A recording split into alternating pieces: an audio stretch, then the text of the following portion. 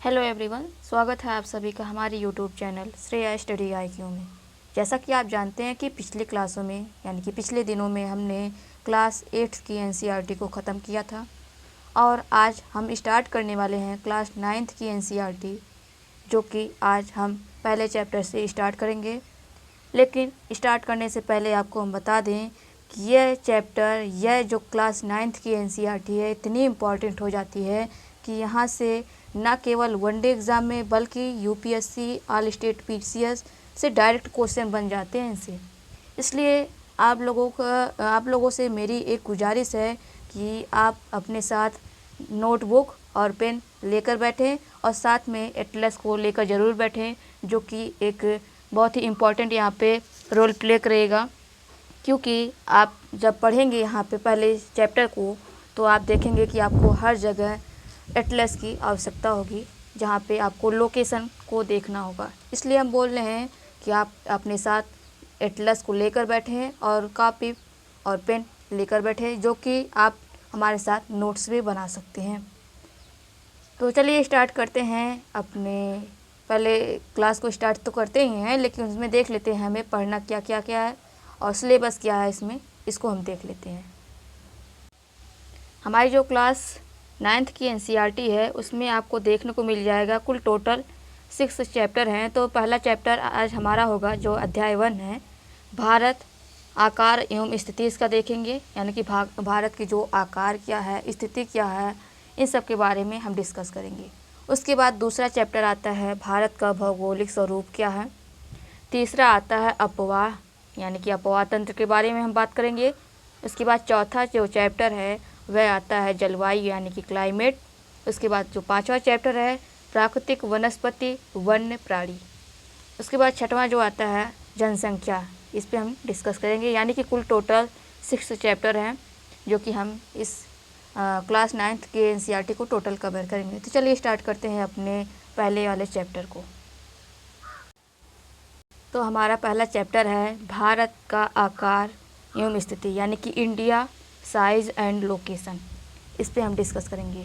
लेकिन हम आपको पहले ही बता दिए हैं कि हम UPSC पर्पस से लेकर चल रहे हैं, जो कि आपको UPSC के लिए, स्टेट PCS के लिए और अदर एग्ज़ाम के लिए महत्वपूर्ण हो जाता है। लेकिन UPSC किस तरह पॉइंट को पूछ लेती है, किस जगह से क्वेश्चन उठा लेती है, ये सब हम पॉइंट को बताते चलेंगे, तो आप नोट डाउन करते चलिएगा। तो आज का हमारा डे 1 है जहाँ से हम स्टार्ट करने वाले हैं। इसलिए आपके पास सबसे पहले क्या आवश्यकता होगी कि आप अपने साथ एटलस को रखें और जो भी आपको वर्ल्ड मैप या इंडिया का मैप दिख रहा होगा उसको आप अभ्यास करते चलिएगा। ठीक है, तो चलिए स्टार्ट करते हैं अपने वीडियो को, यानी कि सेशन को। लेकिन सेशन को स्टार्ट करने से पहले आपको बता दें कि आप हमारे वीडियो को लाइक कर दीजिएगा और दूसरों तक शेयर कर दीजिएगा, ताकि वे हमारे साथ जुड़ सकें। और जो सब्सक्राइब नहीं किए हैं वह प्लीज़ वीडियो को यानी कि चैनल को सब्सक्राइब कर लीजिए, ताकि आपके पास वीडियो का जो नोटिफिकेशन है आपके पास आ सके। चलिए स्टार्ट करते हैं अपने सेशन को। जैसा कि आप जानते हैं कि भारत को कई नामों से पुकारा जाता है। जैसे कि सबसे पहले नंबर 1 पे देखें तो हम भारत के नाम से जानते हैं भारत को।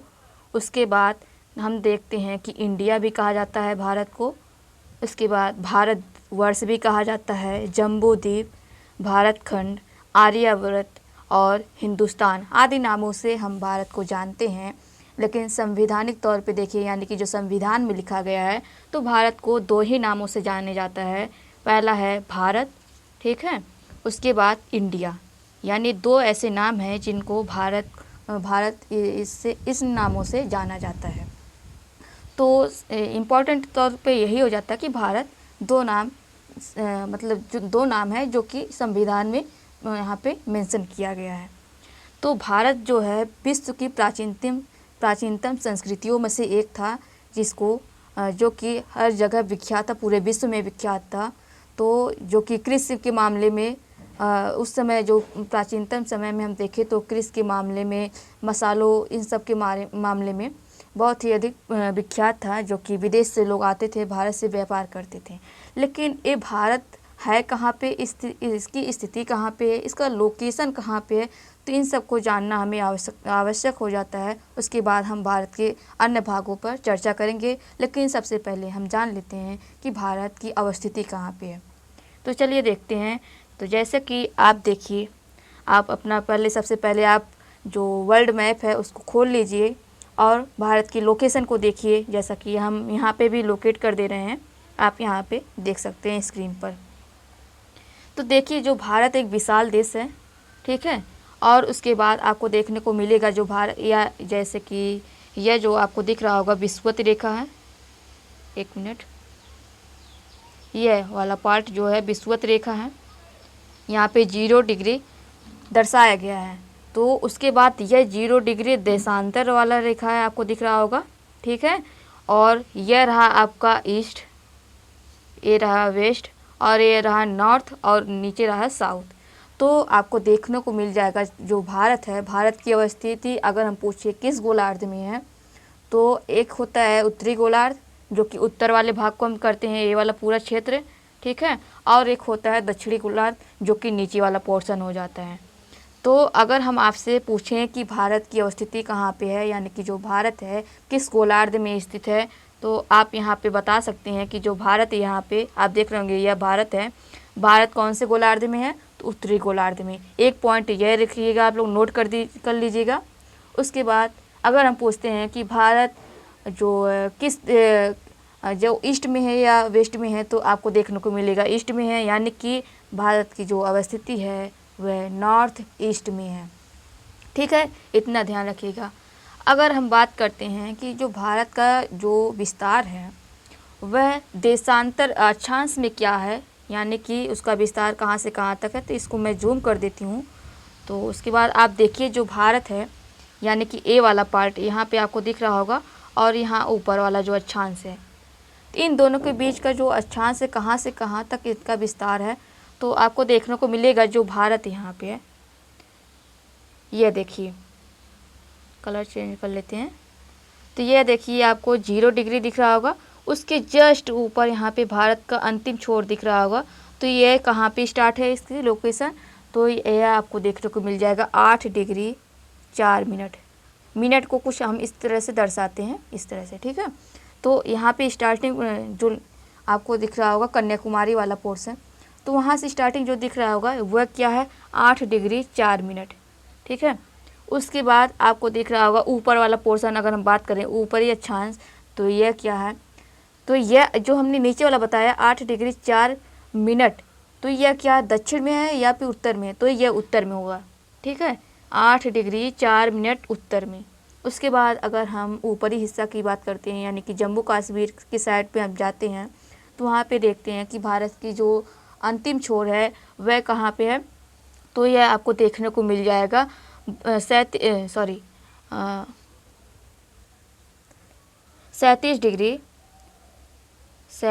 डिग्री 6 मिनट उत्तर। यह भी उत्तर है, और यह जो नीचे वाला हमने बताया 8 डिग्री 4 मिनट, यह भी उत्तर।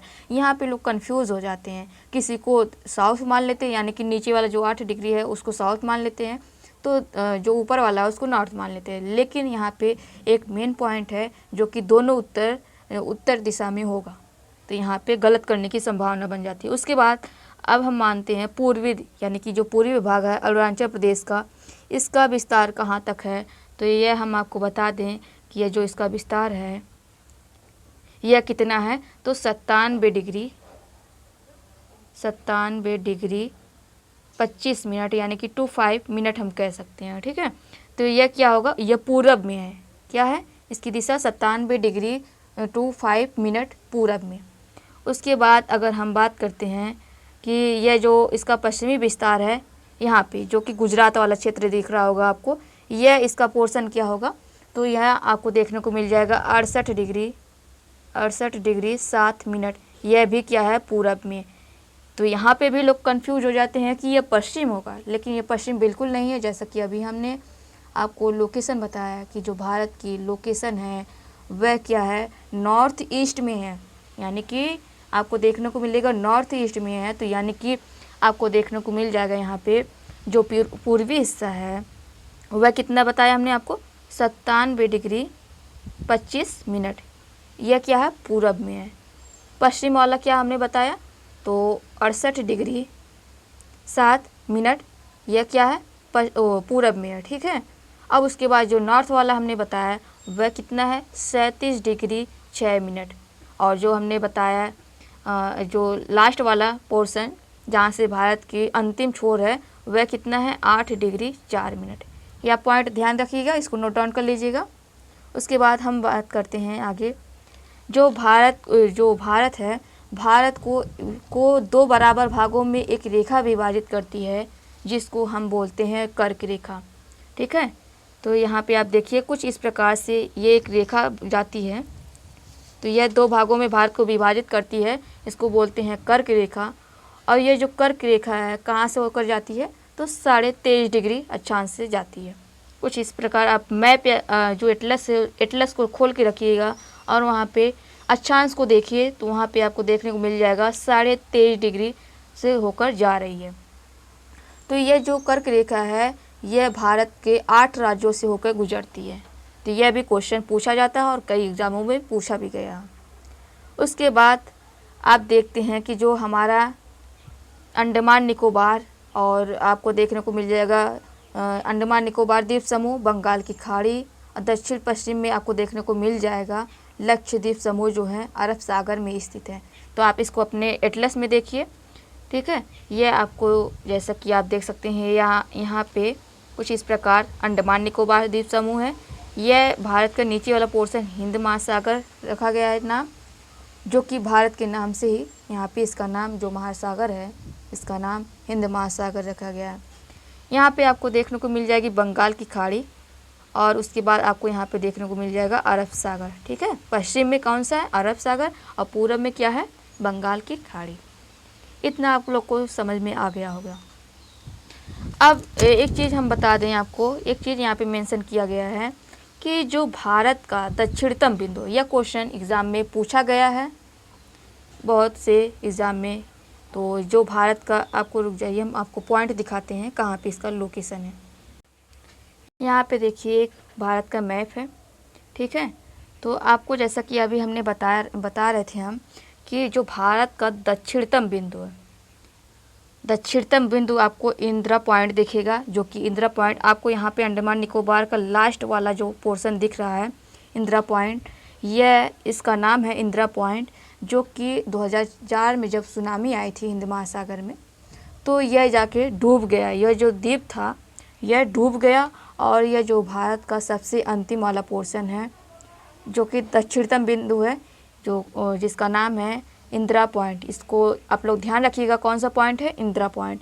अगर हम बात करें सबसे ऊपरी वाला, जो ऊपर वाला पोर्शन आपको दिख रहा होगा, यहाँ पे सबसे दक्षिणतम बिंदु तो इंदिरा पॉइंट है, और जो ऊपर वाला भाग है उसको हम कहते हैं इंदिरा कॉल। क्या कहते हैं इंदिरा कॉल, ठीक है। और उसके बाद अगर हम बात करें कि जो सबसे पूर्वी वाला जो पार्ट है इसको हम कौन सा भाग देंगे, यानी कि जो सबसे पूरब में स्थित है उसका क्या नाम है, तो उसको हम कहते हैं कीबीथू। क्या कहते हैं कीबीथू। और जो सबसे पश्चिम में भाग है इसको कहते हैं गौर मोहता। तो ये जो नाम है हर जगह मतलब जो इसकी मात्रात्मक त्रुटियां देखने को मिलती है, हर जगह अलग अलग देखने को मिलता है। कहीं पे लिखा रहता है गौर मोहता, कहीं पे गौर मोती, इस तरह से। तो आप लोग इसको गौर शब्द को ध्यान रखिएगा, गौर मोती या फिर मोता, तो आपको डायरेक्ट मिल जाएगा, इसमें कोई दिक्कत नहीं है। तो कौन सा हमने बताया दक्षिणतम बिंदु इंदिरा पॉइंट इसको कहते हैं, सबसे उत्तर वाला पॉइंट को इंदिरा कॉल कहते हैं, सबसे पूरा वाला जो पार्ट है जो पूर्वी हिस्सा है उसको हम बोलते हैं कीबीथू, जो पश्चिम वाला भाग है उसको कहते हैं गौर मोहता, ठीक है। तो इस पॉइंट को भी आप लोग नोट डाउन कर लीजिएगा। जैसा कि हमने अभी बताया था जो भारत का दक्षिणतम बिंदु है वह 8 डिग्री 4 मिनट पे है, और उत्तर वाला भाग जो है 37 डिग्री 6 मिनट पे है, और जो पूरब वाला भाग है 97 डिग्री 25 मिनट पे है, और जो पश्चिम वाला भाग है 68 डिग्री 7 मिनट पे है, ठीक है। और हमने आपको अभी जैसे बताया कि भारत को एक कर्क रेखा विभाजित करती है दो भागों में, कुछ इस प्रकार आप देख लीजिए, ऐसे होकर जाती है। और 8 राज्यों को काटती हुई यह रेखा जाती है। उसके बाद हम आगे बढ़ते हैं। यह पॉइंट तो हमने आपको अच्छे से मैप में बता दिया। अब हमने भारत की स्थिति भी देख ली और भारत से संबंधित कुछ तथ्यों को भी पढ़ लिया। अब उसके बाद आता है भारत का आकार। तो आकार के हिसाब से भारत किस प्रकार है हम इसको देखते हैं। ठीक है, मान लीजिए ही क्या कि यह तो पूरे विश्व, यह तो सच्चाई है कि जैसे यह पूरा विश्व का मैप आपको दिख रहा होगा, तो पूरे विश्व में भारत का आकार कुछ इस प्रकार है। लेकिन अगर कोई पूछता है तो हम इस तरह तो थोड़ी ना बताएंगे। तो भारत का आकार क्षेत्रफल की दृष्टि से अगर हम देखें तो जो भारत का आकार है 32,87,263 वर्ग किलोमीटर है। कितना है? 32,87,232 किलोमीटर, सॉरी 32,87,263 किलोमीटर है। ठीक हो, यह भी जो जहाँ पे आपको येलो रंग का दिख रहा होगा यह क्वेश्चन इम्पॉर्टेंट हो जाता है, इसलिए आप इसको नोट डाउन करते चलिएगा। यह भी क्वेश्चन पूछा गया है। उसके बाद अगर हम देखते हैं जो भारत का अगर क्षेत्रफल विश्व के कुल देशों के क्षेत्रफल के अनुसार अगर हम देखें तो जो भारत का जो विभिन्न प्रकार के देश हैं, जो विभिन्न देश हैं, उनकी तुलना में अगर देखते हैं तो जो भारत की जो स्थलाकृतियाँ हैं, मतलब कि जो भारत का जितना स्थल रूप बना है, मतलब जो इसका एरिया भारत का टोटल एरिया से भौगोलिक क्षेत्रफल अगर हम देखते हैं पूरे विश्व की तुलना में तो भारत केवल 2.4% ही है। ठीक है, अगर 100% में से हम देखते हैं तो केवल भारत का कितना है क्षेत्रफल? 2.4%।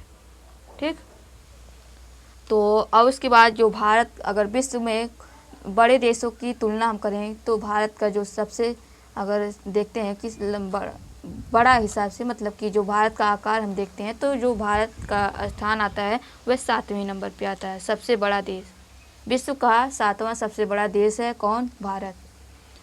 ठीक है, अब उसके बाद कुछ यहाँ पे भी फैक्ट लिखा गया है, तो आप इस फैक्ट को नोट डाउन करिएगा। आपको इस तरह के जो फैक्ट मिल रहे हैं आपको यूपीएससी के या फिर स्टेट पीसीएस के आंसर राइटिंग में हेल्प करेगा। ठीक है, आप वहाँ पे मेंशन कर सकते हैं इस पॉइंट को। तो यहाँ पे देखिए जो भारत की स्थल सीमा है, तो जैसा कि अभी हमने मैप में देखा, एक मिनट हम मैप को भी दिखा देते हैं आपको।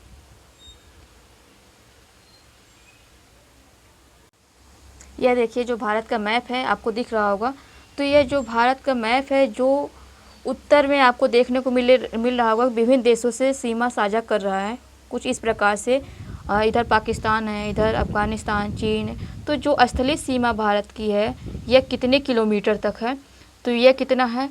15,200 किलोमीटर। कितना? 15,200 किलोमीटर। अगर हम बात करते हैं जो सागरीय सीमा है या फिर तटीय सीमा हम बात करते हैं, कुछ इस प्रकार से जो गुजरात है सब लेते हुए और यहाँ तक, और जो यह लक्षद्वीप है यह भी हमारे भारत का हिस्सा है, और यह अंडमान निकोबार द्वीप समूह, इन सब को मिला के अगर हम बात करते हैं तो 7,516.6 किलोमीटर है। ठीक है, जो ये कितना है? 7,516 किलोमीटर है किसका? तटीय क्षेत्र का, प्लस इसमें लक्षद्वीप और अंडमान निकोबार द्वीप समूह को ऐड कर लेते हैं। और वहीं हम बात करते हैं स्थलीय सीमा की, तो ये कितना है? तो 15,200 किलोमीटर इसका सीमा है। यानी कि जो आपको देखने को मिल रहा है तटीय वाला सीमा, यह स्थलीय सीमा से लगभग आधा है, यानी कि जो स्थल वाला सीमा है वह तटीय सीमा से 2 गुना है। ठीक है, तो यह पॉइंट आप लोग इसको ध्यान रखिएगा। बाकी आगे बढ़ते हैं।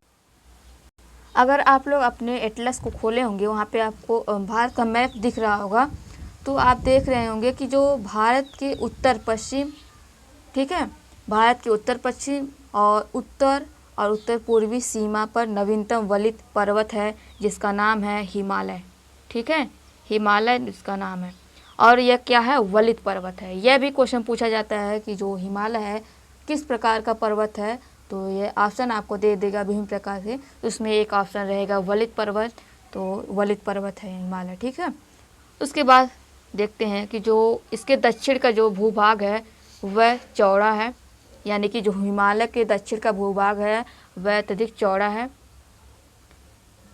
जो अगर हम बात करते हैं भारत का, तो भारत का जो उत्तर वाला भाग है वह चौड़ा है, और जैसे जैसे वह भारत नीचे की तरफ का जो पोर्शन अगर हम देखते हैं कुछ इस प्रकार से भारत की स्थिति है ना, तो इस प्रकार से यहाँ पे बन नहीं रहा है। तो यहाँ पे जो भारत का ऊपरी वाला हिस्सा आपको दिख रहा होगा उत्तर का, यह चौड़ा है, और जैसे जैसे नीचे की तरफ जाता है साउथ में, यह सकरा होता चला जाता है।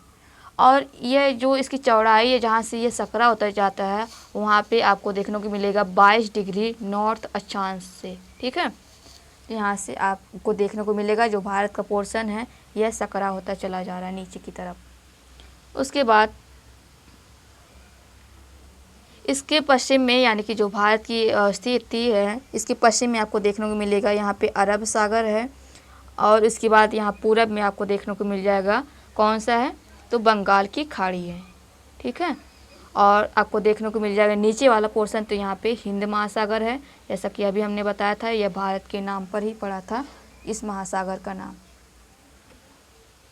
अगर हम बात करते हैं कि जो यह हमारा भारत है, ठीक है, कुछ इस प्रकार से आप समझ लीजिए, क्योंकि यहाँ पे हमें समझाने का पर्पज़ है, ना कि ड्राइंग बनाने का। तो यह जो भारत का जो अक्षांश और देशांतर का जो विस्तार है, अक्षांश किसको कहते हैं, तो अक्षांश कुछ इस प्रकार से क्षैतिज लाइन होती हैं, और देशांतर इस प्रकार से लंबवत लाइन होती हैं। तो जो भारत का जो विस्तार है, पूरब से पश्चिम का विस्तार और उत्तर से दक्षिण, पूरब से पश्चिम कहने का आशय है यह पूरब से पश्चिम का जो विस्तार है आपको देखने को मिलेगा, और पश्चिम से जो उत्तर से पूरब से पश्चिम का विस्तार है, इन सब के विस्तार के बीच का अगर हम देखते हैं तो लगभग 30 डिग्री जो अक्षांश जो देशांतर 30 डिग्री का इनमें अंतर देखने को मिलता है। ठीक है, वह किस प्रकार है तो आप यहाँ पे स्वयं निकाल सकते हैं। जैसा कि अभी हमने आपको बताया था कि साउथ में आपको दिख रहा होगा 8 डिग्री 4 मिनट, और पूर्व में दिख रहा होगा 37 डिग्री 6 मिनट। ठीक है, तो आप इसको घटाइएगा, लगभग 30 के करीब आपको देखने को मिल जाएगा। तो उसके बाद लगभग आपको देखने को मिलेगा यहाँ पे कितना 29.2%, यानी कि आप करीबन आपको लगभग में देखने को मिल जाएगा, लगभग कितना है 30 है। ठीक है, अगर हम बात करते हैं वही पूरब पश्चिम को अगर हम घटाते हैं, पूरब में कितना हमने देखा था 97 डिग्री 25 मिनट, और पश्चिम में हमने क्या देखा था 68 डिग्री 7 मिनट, और इसको अगर हम घटाते हैं तो आपको मिलेगा लगभग 28.55 मिल जाएगा, लगभग इसको 29 मान लेते हैं, फिर भी यहाँ पे हम देख लेते हैं लगभग 30 के करीब दोनों जा रहा है। ठीक है, यानी कि इसका विस्तार लगभग इनके बीच का जो अंतर है लगभग 30 डिग्री का अंतर है। लेकिन अगर जैसा कि ये हमने जो अभी 37 डिग्री और 8 डिग्री को निकाला, यह क्या था उत्तर से पश्चिम की तरफ निकाला था, और यह जो निकाला था हमने 97 डिग्री 25 मिनट का, यह क्या है पूरब से पश्चिम है। तो यानी कि जो उत्तर, यानी यहाँ पे हमने कितना निकाला 29.2 निकला था ना, और यहाँ पे 28.55 निकला था, यानी कि जो ए वाला है ये वाला ज़्यादा है। ठीक है, ये वाला ज़्यादा है, तो हम इस प्रकार कह सकते हैं कि जो नॉर्थ और साउथ का जो विस्तार है और पूरब और पश्चिम की विस्तार से अधिक है, कह सकते हैं कि नहीं। यहाँ पे 29.2 है, लगभग आपको देखने को मिले 30 के करीब है, और यह 29 ही है। तो इस प्रकार हम कह सकते हैं कि जो उत्तर और दक्षिण का विस्तार है वह पूरब और पश्चिम के जो देशांतर है उससे अधिक है। उसके बाद हम देखते हैं आगे, यहाँ पे देखिए कि जो गुजरात से अरुणाचल प्रदेश का स्थानीय समय है यह 2 घंटे का अंतर है। यह भी पॉइंट नोट डाउन करिएगा, कितने घंटे का 2 घंटे का अंतर है। जबकि आपको देखने को मिलेगा 82 डिग्री पूरब देशांतर को हम भारत का मानक यमुनोत्तर कहते हैं या फिर मानक समय रेखा कहते हैं। इस पॉइंट को नोट डाउन करिएगा जो कि आपको येलो में दिख रहा होगा। ठीक है, जो 82 डिग्री जो नॉर्थ है, जो पूरब है, नॉर्थ पूर्व, ठीक है, पूर्व में है जो है वह भारत को 2 बराबर भागों में काटता है कौन 82.5 डिग्री पूरब देशांतर। यह जो है यूपी के यानी कि उत्तर प्रदेश की मिर्ज़ापुर से होकर गुजरता है। ठीक है, अब उसके बाद हम देखते हैं जो अक्षांश का प्रभाव है, यानी कि जो अक्षांश क्या है, कुछ 36 दशाएं में आपको दिख रहा होगा, तो इसको हम बोलते हैं अक्षांश। तो अक्षांश का जो प्रभाव है वह दक्षिण से उत्तर की ओर दिन और रात की अवधि पर पड़ता है। यानी कि अक्षांशों का प्रभाव अक्षांश के द्वारा हमें दिन और रात में परिवर्तन देखने को मिलता है। वह वहाँ पे किस प्रकार इसको इफेक्ट करता है, अभी हम इसको देखते हैं। यहाँ पे क्वेश्चन पूछा है कि 82.5 डिग्री पूर्व देशांतर को भारत का मानक यमुनोत्तर क्यों कहा जाता है। तो यह आपको खोज के लिखना होगा कि ऐसा क्यों कहा जाता है। हमने आपको पिछली क्लासों में बहुत ही डिटेल से बताया था, शायद वह 7th की NCERT थी। अगर नहीं पता है तो आप प्लीज़ जाकर उस वीडियो को देखिए, आपको अच्छे से समझ में आ जाएगा, और लिंक हम डिस्क्रिप्शन बॉक्स में आपको दे देंगे। उसके बाद आता है कन्याकुमारी कश्मीर में दिन रात में अवधि क्यों अंतर है। तो जैसा कि अभी हमने पढ़ा, यह क्या है, विषुवत रेखा से दूर होती चली जाती है। यानी कि कन्याकुमारी जो है विषुवत रेखा के नज़दीक है, और कश्मीर आपको देखने को मिलेगा थोड़ा इस प्रकार से दूरी इनमें देखने को मिलती है, जिस कारण इनके अवधि में अंतर देखने को मिलता है। ठीक, आई होप कि यहाँ तक आपको कोई भी प्रॉब्लम नहीं होगी। अगर कोई भी प्रॉब्लम हो तो आप ज़रूर कमेंट बॉक्स में पूछिए, उसका आंसर हम ज़रूर देंगे। उसके बाद आगे हम देखते हैं भारत तथा विश्व। अब भारत की तुलना हम विश्व के साथ करने जा रहे हैं कि मतलब भारत विश्व की तुलना में वहाँ पे इसकी स्थिति यहाँ पे किस प्रकार महत्वपूर्ण हो जाता है। जो भारतीय भूखंड है, ठीक है, एशिया महाद्वीप के पूर्व और पश्चिम में के मध्य में स्थित है। मैप में आप देखिए, यह पूरब रहा, हमने आपको बताया था अभी, नॉर्थ साउथ ईस्ट वेस्ट ये सब बताया था। तो यह एशिया है। ठीक है, एशिया के पूर्व में आपको दिख रहा होगा यह भाग, और पश्चिम वाला यह वाला जो भाग है, सॉरी, एशिया वाला यह आपको पोर्शन दिख रहा होगा। यह रहा आपको एशिया का नॉर्थ वाला, यह रहा ईस्ट, यह रहा वेस्ट, और यह साउथ। तो भारत जो एशिया के साउथ में स्थित है। ठीक है, और आपको देखने को मिलेगा जो पश्चिम वाला एरिया है पश्चिम के मध्य में स्थित है, यानी कि ना तो पश्चिम में है ना ही पूरब में है। यह कहाँ पे है, एशिया के मध्य में है, साउथ और वेस्ट में है, वेस्ट के मध्य में है। ठीक, इसके बाद आप देखिए यहाँ पे भारतीय जो भूखंड है, भूभाग है, एशिया महाद्वीप का दक्षिणी विस्तार, यानी कि जैसे अभी हमने आपको बताया कि यह दक्षिण में बढ़ता हुआ चला जा रहा है। आपको यहाँ पे देखने को मिलेगा हिंद महासागर, ठीक है, भारत के नीचे देखने को मिलेगा, जो कि पश्चिम में यूरोपीय देशों और पूर्वी एशियाई देशों को मिलाता है। यानी कि पूर्व में यूरोपीय देश एशियाई देश हैं, और पश्चिम में कौन सा देश है, यूरोपीय देश आपको देखने को मिल जाएगा। भारत का केंद्रीय स्थिति कौन प्रदान करता, तो यही दक्षिण भारत का जो पठार है हिंद महासागर में शीर्षवत फैला हुआ है, और पश्चिम में एशिया और अफ्रीका, यूरोप के देशों का, साथ साथ पूरब में हम देखें तो पूर्वी एशिया के जो देश हैं, तो एशियान कंट्री हम कह सकते हैं कि जिसमें विभिन्न प्रकार के देश सम्मिलित हैं, जो कि पूर्वी एशिया के देश ही हैं। तो उनसे अपनी सीमा को साझा करता है कौन, भारत। हिंद महासागर में किसी भी देश को तटीय सीमा भारत जैसी नहीं है। जो हिंद महासागर में जो भारत की तटीय सीमा है, किसी अन्य प्रकार के देशों की सीमा इस प्रकार से नहीं है। इस कारण जो भारत का जो भारत के दक्षिण में जो महासागर है, इस कारण इसको नाम दिया गया हिंद महासागर, जो कि भारत के नाम पे ही पड़ा था। उसके बाद यहाँ पे देखिए एक क्वेश्चन जो कि डायरेक्ट यूपीएससी ने इसको पूछ लिया था 2014 में। तो आप देखिए यहाँ पे कि एनसीईआरटी की कितनी महत्वपूर्ण हो जाती है किसी भी एग्ज़ाम के लिए। इसलिए कहा जाता है कि 6 से लेके 12 तक की एनसीईआरटी को आप ध्यान रखिएगा, पढ़िएगा उसको, क्योंकि यहाँ से डायरेक्ट क्वेश्चन पूछा जाता है। तो यहाँ पे देखिए कि यहाँ पे लिखा है एक पॉइंट, बोल रहा है कि 1869 में जो सुएज नहर के खुलने से भारत और यूरोप के बीच 7000 किलोमीटर तक की दूरी कम हो गई थी। यह GS1 में 2014 में पूछा गया था, UPSC ने पूछा था इसको। सुएज नहर इसके पहले जो जलीय क्षेत्रों से होकर भारत के साथ अन्य देशों के साथ व्यापार होता था, लेकिन जब यह सुएज नहर 1869 में खुली तो लगभग 7000 किलोमीटर तक की दूरी कम हो गई।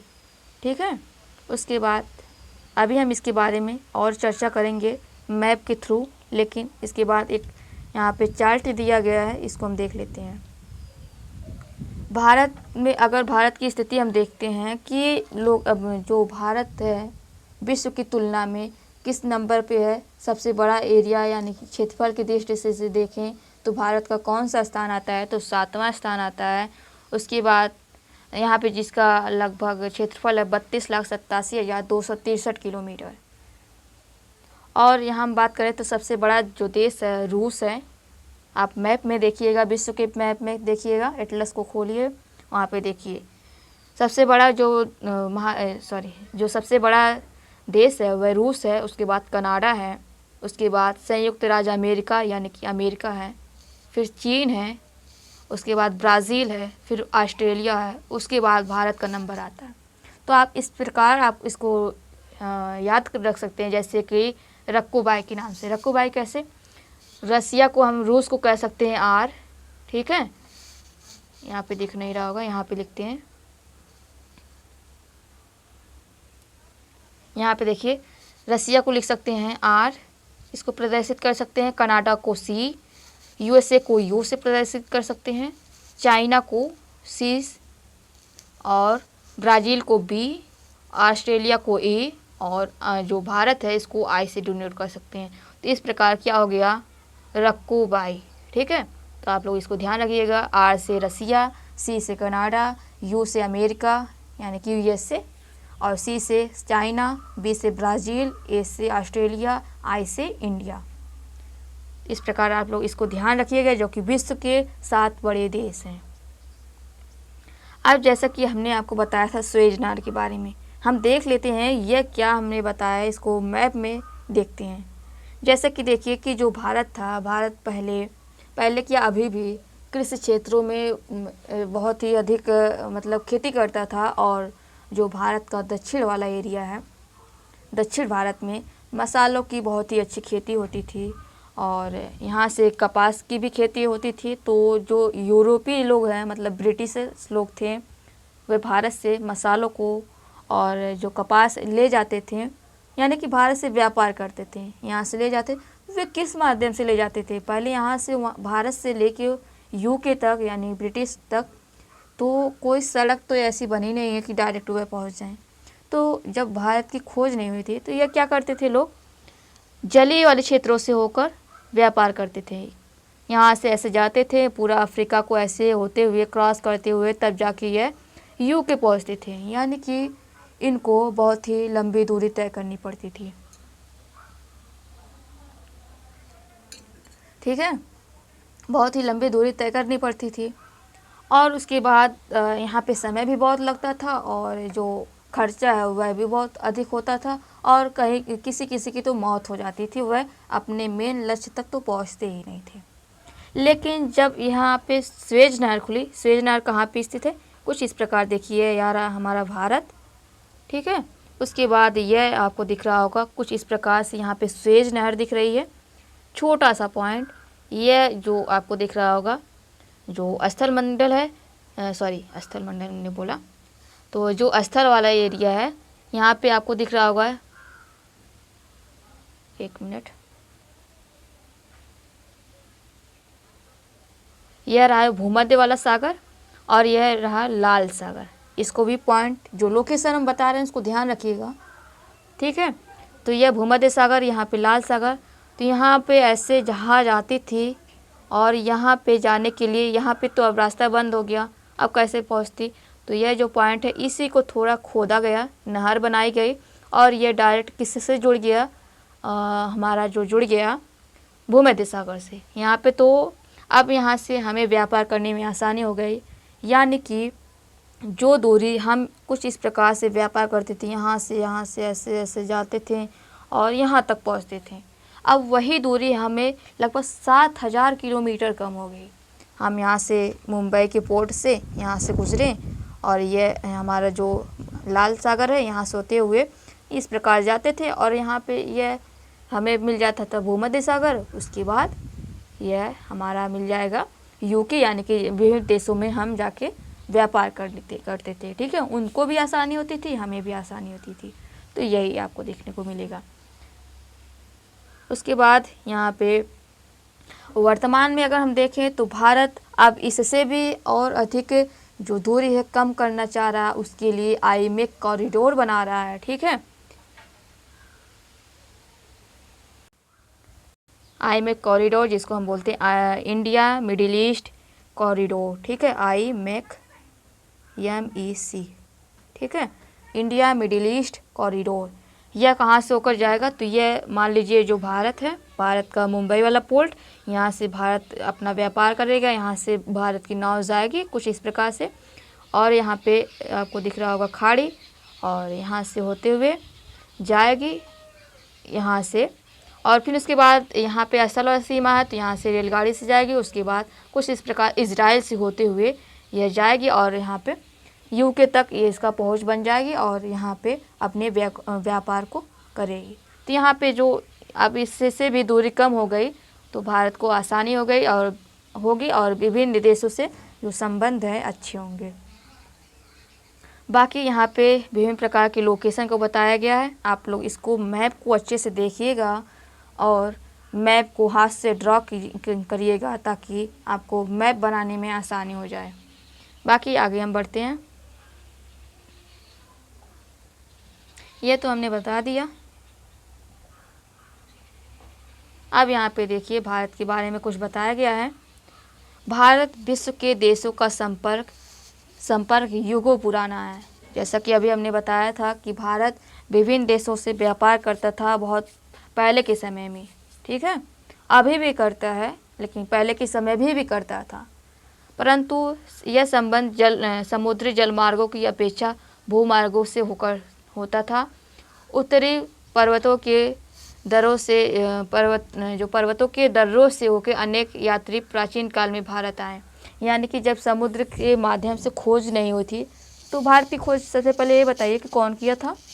तो 1498 में वास्को डी गामा जो भारत की खोज किए थे।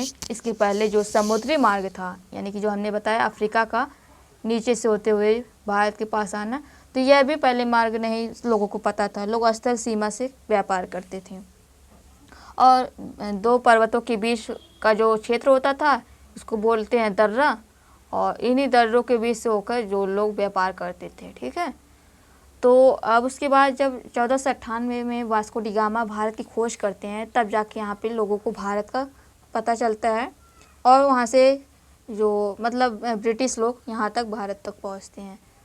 इसके पहले 1492 में अमेरिका की खोज हुई थी। ठीक है, अब देखिए यहाँ पे उत्तर पर्वतों के दर्रों से अनेक यात्री प्राचीन काल में भारत आए, जबकि समुद्री मार्ग बहुत समय तक ज्ञात नहीं था। वही जब वास्को डी गामा जो ज्ञात करते हैं, खोज करते हैं भारत की, तब जाके दुनिया को पता चलता है। उसके बाद यहाँ पे देखिए इन मार्गों से जो प्राचीन समय में विचारों और वस्तुओं का आदान प्रदान होता था, किससे? स्थल मार्गों से। भारत का जो पश्चिम मध्य और पूर्वी एशिया है एवं दक्षिण एशिया के पड़ोसी देश के साथ एक अद्भुत संपर्क था।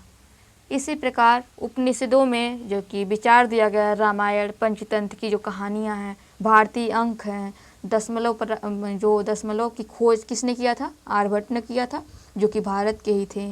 आदि प्रकार से जो अपना जो मतलब कि जिस प्रकार की खोज किए वे भारत दुनिया के साथ साझा करता है व्यापार के माध्यम से।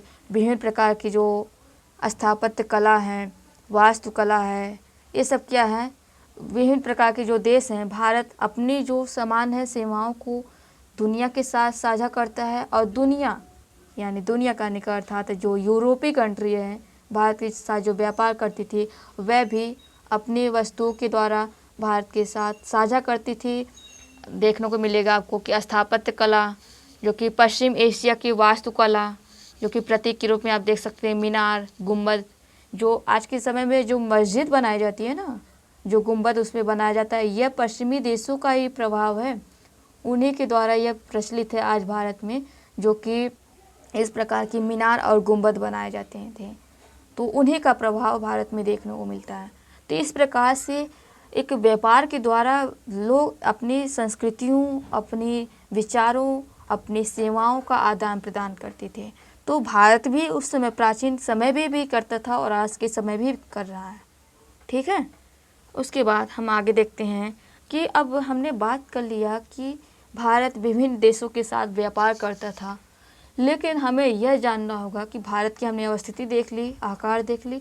अब यह हम जानेंगे कि भारत के पड़ोसी देश कौन है, यानी कि कितने देश हैं जो कि भारत के चारों तरफ से या फिर तीनों तरफ से साझा करते हैं अपने सीमाओं का।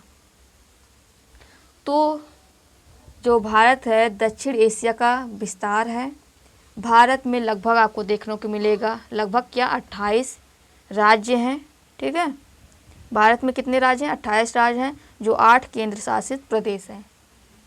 उसके बाद आपको देखने को मिलेगा भारत की भूमि की जो सीमाएं हैं, उत्तर पश्चिम में पाकिस्तान, मैप में आप लोग देखिए उत्तर पश्चिम में पाकिस्तान देखने को मिलेगा, और थोड़ा सा लगभग 106 किलोमीटर तक का जो सीमाओं का साझा करता है, यानी कि अफ़गानिस्तान जो भारत से सबसे छोटी सीमाओं का साझा करता है, वह कौन सा देश है? अफ़गानिस्तान। यह क्वेश्चन पूछा गया है एग्ज़ामों में। उसके बाद उत्तर में चीन है, जिसको तिब्बत पर चीन ने कब्जा कर लिया है, तो वह तिब्बत को अपना हिस्सा बताता है। तो इस प्रकार हम उत्तर में चीन को देख सकते हैं, और नेपाल है, और भूटान के साथ पूरब में आप देख सकते हैं कि म्यांमार है और बांग्लादेश है। तो ये देश क्या हैं? सीमाओं का साझा करते हैं। तो आप मैप में देखिए, यहाँ पे पाकिस्तान है, तो इस प्रकार से गुजरात, राजस्थान, पंजाब, जम्मू कश्मीर ऐसे साझा करता है कौन? पाकिस्तान। अब यह देखिए थोड़ा सा पार्ट जो अफ़गानिस्तान वाला है, यह वाला 106 किलोमीटर, कितना? 106 किलोमीटर तक यह अपने बॉर्डर का सीमा साझा करता है। ठीक है। और उसके बाद आता है चीन। उसके बाद यहाँ पे नेपाल आपको दिख रहा होगा, जो कि यूपी और बिहार से सीमा साझा करता है। यहाँ पे उत्तराखंड भी है, सिक्किम है, पश्चिम बंगाल है, इन सब से साझा करता है। उसके बाद आप यहाँ देख सकते हैं म्यांमार यहाँ पे, और यहाँ पे बांग्लादेश। अब हम बात करते हैं कि सबसे छोटी सीमा कौन साझा करता है, तो अफ़गानिस्तान। और सबसे बड़ी सीमा कौन साझा करता है, तो बांग्लादेश। आपको लगेगा कि चीन करता है, तो ऐसा बिल्कुल नहीं है। बांग्लादेश लगभग 4000 प्लस किलोमीटर तक इसका सीमा साझा करता है, किससे? भारत से। तो यह भी क्वेश्चन पूछा गया कि सबसे लंबी सीमा साझा कौन करता है, तो बांग्लादेश। तो सबसे छोटी सीमा साझा कौन करता है, तो अफ़गानिस्तान। इस पॉइंट को नोट डाउन करिएगा। बाकी हम आगे देखते हैं। और अगर हम जलीय वाले क्षेत्र की बात करें, जो कि हिंद महासागर में, तो 2 जो द्वीप समूह हैं वह भारत से साझा करते हैं, मतलब भारत के समीप हैं। कौन है? एक है मालदीव, यह आपको देखने को मिल जाएगा, लोकेशन ध्यान रखिएगा। उसके बाद श्रीलंका, यह वाला पार्ट। ठीक है। अगर हम बात करते हैं भारत और श्रीलंका के बीच एक छोटा सा समुद्री रास्ता है, जिसको हम एक नाम से पुकारते हैं, वह कौन सा नाम है, तो इसको हम बोलते हैं पाक जल संधि। ठीक है। पाक जल संधि, तथा यहाँ पे मन्नार की खाड़ी भी आपको देखने को मिल जाएगी। और मालदीव का अगर लोकेशन ध्यान में रखें, तो जो मालदीव है और लक्षद्वीप के दक्षिण में स्थित है। यह क्वेश्चन भी पूछा गया कि लक्षद्वीप, क्वेश्चन आपको उल्टा दे देगा ना, कि जो मालदीव है लक्षद्वीप के उत्तर में स्थित है, तो उत्तर में नहीं बल्कि दक्षिण में स्थित है, इसको ध्यान रखिएगा। उसके बाद अगर हम बात करते हैं अंडमान निकोबार, तो भारत के साउथ में और पूर्व में, यानी कि साउथ पूर्व में, हमने हिंदी इंग्लिश दोनों यूज कर दिया, तो साउथ और ईस्ट में स्थित है। कौन? अंडमान निकोबार द्वीप समूह। अभी अभी जो अंडमान निकोबार द्वीप समूह का जो राजधानी है चेंज हुई है। आपको क्या पता है? नहीं पता है तो हम आपको बता देते हैं। इसका जो राजधानी है इसका अभी जल्द ही चेंज किया गया है। इसका नाम है विजयपुरम। क्या है? विजयपुरम। इसके पहले था पोर्ट ब्लेयर, तो अभी चेंज हो गई है, जल्दी चेंज हुई है, लगभग आधा एक महीना पहले। तो इसका नाम है विजयपुरम। ठीक है, इसको ध्यान रखिएगा। उसके बाद कुछ यहाँ पे पॉइंट दिया गया है जो कि यहाँ पे आपको ढूंढना है इस प्रश्नों का आंसर। यहाँ पे देखिए दिया है कि पश्चिम और पूर्वी तटों पर केंद्र शासित क्षेत्रों की संख्या ज्ञात करनी है। तो आप इसको बता सकते हैं, कमेंट बॉक्स में बताइए। नहीं बता सकते तो हम बताते हैं आपको कि 4 जो केंद्र शासित प्रदेश हैं पूर्वी और पश्चिमी तटों पे अगर हम देखते हैं तो 4 जो केंद्र शासित प्रदेश हैं, ठीक है, क्षेत्र जो हैं स्थित हैं, कौन कौन से?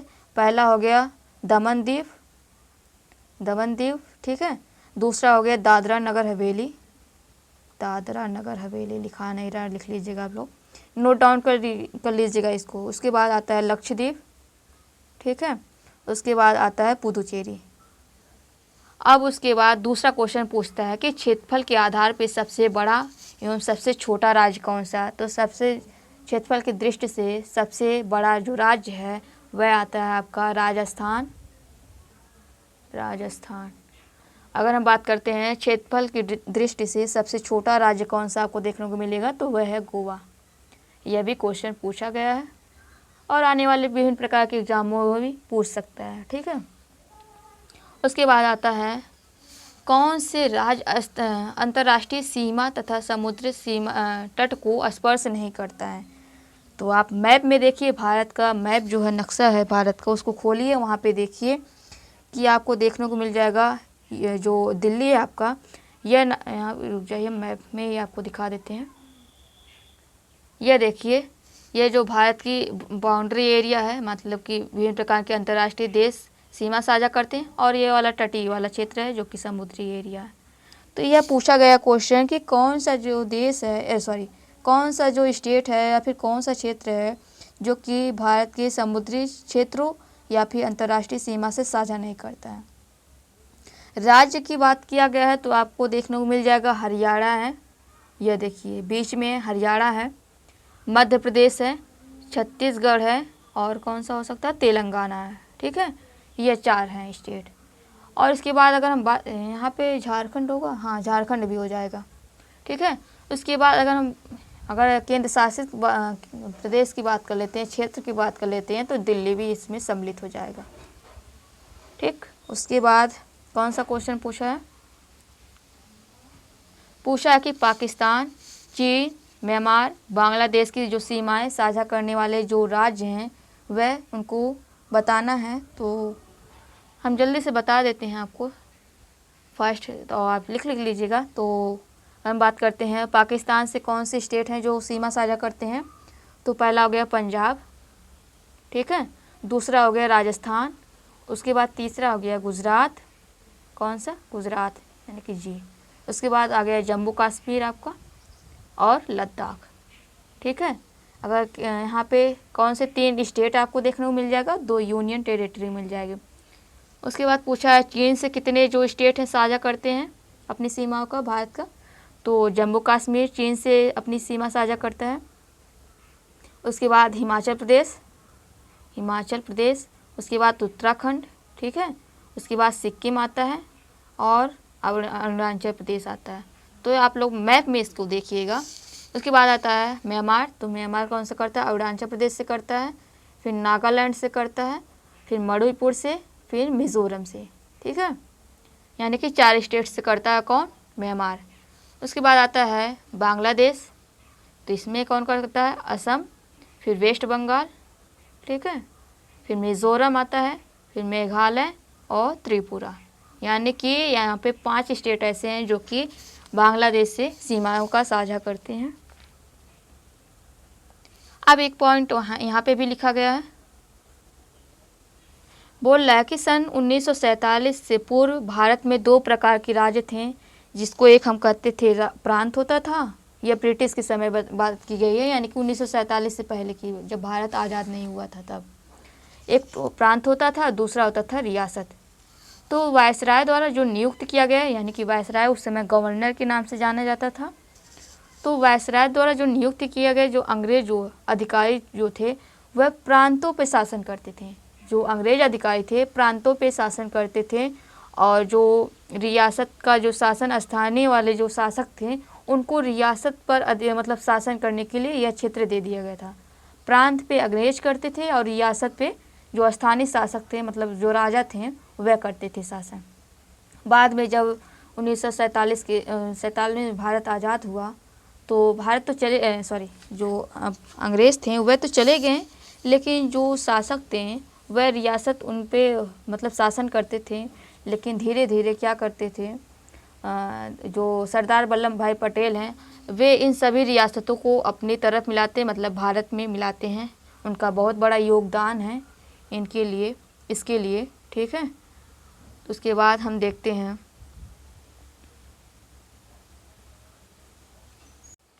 यहाँ पे आपको हमने बता दिया था कि उत्तर में 37 डिग्री 6 मिनट अक्षांश है, दक्षिण में 8 डिग्री 4 मिनट है। और अगर हम बात करते हैं ये जो पश्चिम का एरिया है और ये पूर्व वाला है, इनकी बीच की दूरी कितनी है, तो 2933 किलोमीटर है, ठीक है, 2933 किलोमीटर। वहीं हम बात करते हैं दक्षिण उत्तर से लेकर दक्षिण तक तो 3214 किलोमीटर तक है। बाकी हमने तो पहले सब कुछ डिस्कस कर दिया। आगे आते हैं अपने अभ्यास वाले क्वेश्चन पे। तो यह जो क्वेश्चन पूछा गया है इतना इम्पोर्टेंट है, इससे भी डायरेक्ट एग्ज़ाम में क्वेश्चन बनता है और बना है अभी तक, इसलिए आप इसको ध्यान रखिएगा, करते जाइएगा इन सभी को हमारे साथ। चलिए कर लेते हैं। अभी तो वीडियो भी बहुत लंबी हो गई, फिर भी कोई बात नहीं है। देखते हैं कि कर्क रेखा किस राज्य से होकर नहीं गुजरती है।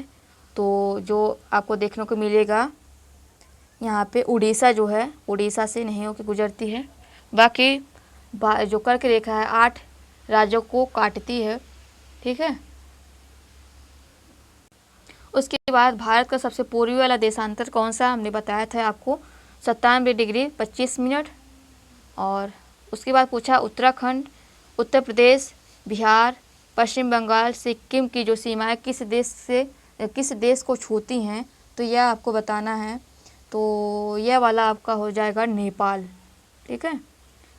उसके बाद क्वेश्चन पूछा, यदि आपको ग्रीष्म अवकाश में यानी कि गर्मी के दिनों में आप कवरत्ती जानना चाहते हैं तो आप किस केंद्र शासित प्रदेश में जाएंगे, यानी कि यहाँ पे आपको जो राजधानी पूछ ली गई है, तो किसकी राजधानी है, तो लक्षद्वीप की है। उसके बाद बोल रहा है कि जिस देश की सीमा भारत के साथ नहीं लगती है वह कौन सा है, तो तजाकिस्तान जो है भारत से सीमा साझा नहीं करता है। फिर क्वेश्चन पूछा गया है कि संक्षेप में बताना है कि अरब सागर तथा बंगाल की खाड़ी में स्थित द्वीप समूह के नाम बताने हैं, यानी कि अरब सागर में और जो बंगाल की खाड़ी में कौन कौन से द्वीप हैं यह आपको बताना है। दक्षिण में कौन से वे द्वीपीय देश हैं जो हमारे पड़ोसी देश हैं, तो आपको देखने को मिल जाएगा जो मालदीव है और जो श्रीलंका है, तो यह क्या हमारे पड़ोसी देश हैं। और अरब सागर में आपको देखने को मिल जाएगा लक्षद्वीप है, और जो पूरब में है यानी कि बंगाल की खाड़ी में आपको देखने को मिल जाएगा अंडमान निकोबार द्वीप समूह स्थित है। उसके बाद पूछा है कि उन देशों के नाम बताइए जो क्षेत्रफल में भारत से बड़े हैं, तो हमने बताया था रक्कूबाई, तो रक्कूबाई यानी कि भारत 7वें नंबर पे आता है। तो बाकी 6 जो आगे वाले देश हैं इसको आप बता सकते हैं। हमारे उत्तर पश्चिम, उत्तरी तथा उत्तर पूर्वी पड़ोसी देशों के नाम बताना है, तो यह आप बता सकते हैं, जैसे कि चीन हुआ, नेपाल, भूटान, म्यांमार, बांग्लादेश, ठीक है, इसको आप देख सकते हैं। अब पूछ रहा है कि भारत के किन किन राज्यों से कर्क रेखा होकर गुजरती है, तो आपको देखने को मिल जाएगा गुजरात हुआ, राजस्थान हुआ, एमपी हुआ, और छत्तीसगढ़ हुआ, झारखंड हुआ, और वेस्ट बंगाल, त्रिपुरा, मिज़ोरम। तो यहाँ पे 8 राज्यों से होकर गुजरती है। तो एक ट्रिक लोगों ने बनाया कि कौन सा, मित्र पर गमछा झाड़। तो इस प्रकार से आप याद रख लीजिएगा। उसके बाद पूछा है कि सूर्योदय जो अरुणाचल प्रदेश के पूर्वी भाग में गुजरात के पश्चिमी भाग की अपेक्षा 2 घंटा पहले क्यों होता है, जबकि दोनों राज्यों में घड़ी एक समान समय दिखाती है। तो यह क्या अंतर क्या है, तो 30 डिग्री देशांतरी अंतर के कारण होता है।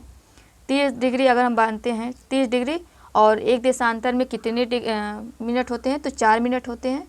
कितने, तो हम 4 मिनट होते हैं तो 4 से हम गुणा कर देते हैं अगर, तो टोटल आता है कितना, 120 मिनट। ठीक है, 120 मिनट यानी कि 2 घंटे, 60 मिनट बराबर 1 घंटा और 60 मिनट और तो 1 घंटा और, तो यानी कि मिलाकर टोटल कितना हो गया, तो 2 घंटा। इस प्रकार 2 घंटा हमें पहले दिखाई देता है अरुणाचल प्रदेश में सूर्य। ठीक है, अब पूछ रहा है कि हिंद महासागर में भारत की केंद्रीय स्थिति से इससे किस प्रकार लाभ प्रदान करता है। तो यह आप बता सकते हैं, पिछले क्लासों में हम पीछे की वीडियो में हमने बताया, बैक करके आप देख लीजिएगा अगर ध्यान नहीं दीजिएगा दिया होगा तो। बाकी यहाँ पे भी क्वेश्चन पूछा है कि अरब सागर और बंगाल की खाड़ी में द्वीप स्थित द्वीप समूह बताना है। तो ये आप बता सकते हैं भारतीय उपमहाद्वीप किन देशों से मिलकर बनता है। तो यह भी बता सकते हैं पाकिस्तान, नेपाल, श्रीलंका, भूटान, बांग्लादेश, मालदीव, भारत, इस सब से मिला के एक उपमहाद्वीप बनता है। उसके बाद पूछा है कि कर्क रेखा कौन कौन से राज्यों से होकर गुजरती है, यह भी हमने बताया। भारतीय भूभाग का दक्षिणतम शीर्ष बिंदु कौन से है, तो इंदिरा पॉइंट है। भारत का सबसे उत्तरी अक्षांश कौन है, तो 37 डिग्री 6 मिनट। ठीक है, तो यह है। उसके बाद अंशों में भारत के मुख्य भाग का दक्षिणी अक्षांश कौन सा है, तो 8 डिग्री 4 मिनट हमने बताया था आपको। भारत का सबसे पूर्वी और पश्चिमी देशांतर कौन सा है, तो पूर्वी आपको देखने को मिल जाएगा 97 डिग्री 25 मिनट और पश्चिम में देखने को मिल जाएगा 68 डिग्री 7 मिनट। ठीक है, अब पूछा है कि सबसे लंबी तट रेखा वाला कौन सा राज्य है, तो गुजरात आपको देखने को मिल जाएगा। सबसे लंबी अपनी सीमा जो तटीय रेखा है सबसे लंबी है किसकी, गुजरात की। भारत और श्रीलंका को अलग करने वाली जो जल संधि है इसको क्या कहते हैं, तो पाक जल संधि। क्या कहते हैं, पाक जल संधि। इसको ध्यान रखिएगा, यह क्वेश्चन पूछा गया।